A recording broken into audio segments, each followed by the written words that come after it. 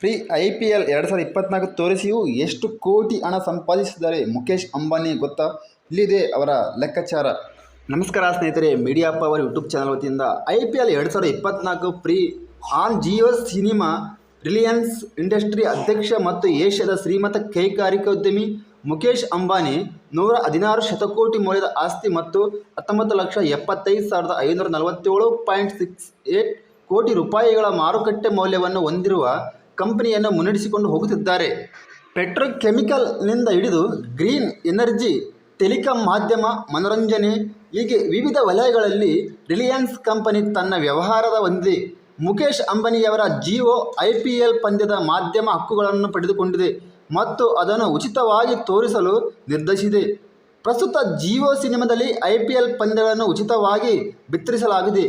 ಆದರೆ IPL ಪಂದ್ಯಗಳನ್ನು ಉಚಿತವಾಗಿ ತೋರಿಸಿ ಕ್ರಿಕೆಟ್ ಪ್ರೇಮಿಗಳನ್ನು ಹುರಿದುಂಬಿಸುತ್ತಿದ್ದಾರೆ ಅಂತ ನೀವು ಯೋಚಿಸಿದ್ದರೆ ಈ ಸುದ್ದಿ ಖಂಡಿತ ಓದಿ. ಹೌದು, ಉಚಿತ ಆಟಗಳ ಮೂಲಕ ವ್ಯಾಪಾರವನ್ನು ವಿಸ್ತರಿಸುವ ತಂತ್ರ ಅಂಬಾನಿಗೆ ಚೆನ್ನಾಗಿ ತಿಳಿದಿದೆ.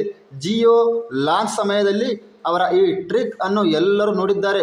ಅಂಬಾನಿ IPL ಪಂದ್ಯಗಳನ್ನು ಉಚಿತವಾಗಿ ಏಕೆ ಟೆಲಿಕಾಸ್ಟ್ ಮಾಡುತ್ತಿದ್ದಾರೆ?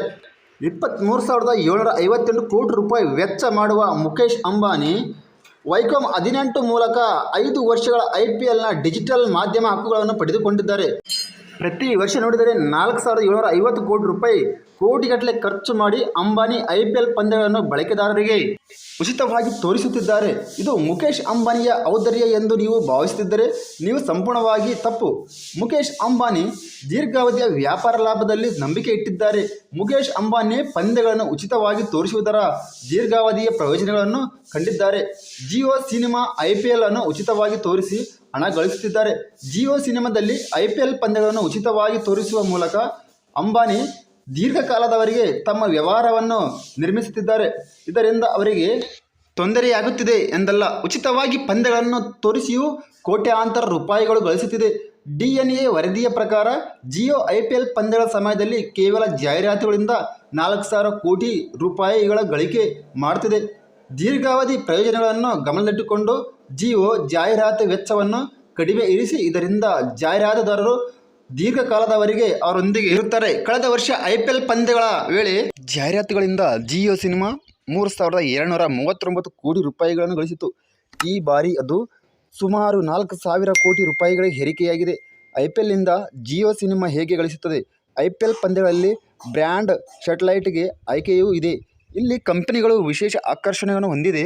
ವರದಿಯ ಪ್ರಕಾರ IPL ಅಭಿಯಾನದಲ್ಲಿ ಸುಮಾರು 18 ಪ್ರಾಯೋಜಕರು ಮತ್ತು 250 ಜಾಹೀರಾತುದಾರರಿದ್ದಾರೆ.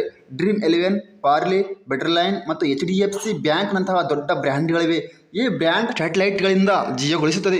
ಇದಲ್ಲದೆ ಜಿಯೋ ಡೇಟಾದಿಂದ ಸಂಪೂರ್ಣ ಬಳಕೆಯ ಮೂಲಕ ಹಣವನ್ನು ಗಳಿಸುತ್ತದೆ. ಪಂದ್ಯವನ್ನು ವೀಕ್ಷಿಸಲು ಬಳಕೆದಾರರು ಹೆಚ್ಚು ಇಂಟರ್ನೆಟ್ ಅನ್ನು ಖರ್ಚು ಮಾಡಬೇಕಾಗುತ್ತದೆ. ಹೆಚ್ಚಿನ ಇಂಟರ್ನೆಟ್ ವೆಚ್ಚಗಳು ಎಂದರೆ ಜಿಯೋ ಬಳಕೆದಾರರಿಗೆ ಹೆಚ್ಚಿನ ಡಾಟಾ ಅಗತ್ಯವಿರುತ್ತದೆ. ಹೆಚ್ಚಿನ ಡಾಟಾಕ್ಕಿಂತ ನೀವು ಹೆಚ್ಚು ಹಣವನ್ನು ವೆಚ್ಚ ಮಾಡಬೇಕಾಗುತ್ತದೆ ಮತ್ತು ಕಂಪನಿಯು ಹಣವನ್ನು ಮಾತ್ರ ಗಳಿಸುತ್ತದೆ. ಅಂಬಾನಿ ಉಚಿತ ಕೊಡುಗೆಗಳನ್ನು ನೀಡಿ ವ್ಯಾಪಾರ ಹಿಟ್ ಮಾಡುವುದರಲ್ಲಿ ನಿಷ್ಣಿತರಾಗಿದ್ದಾರೆ.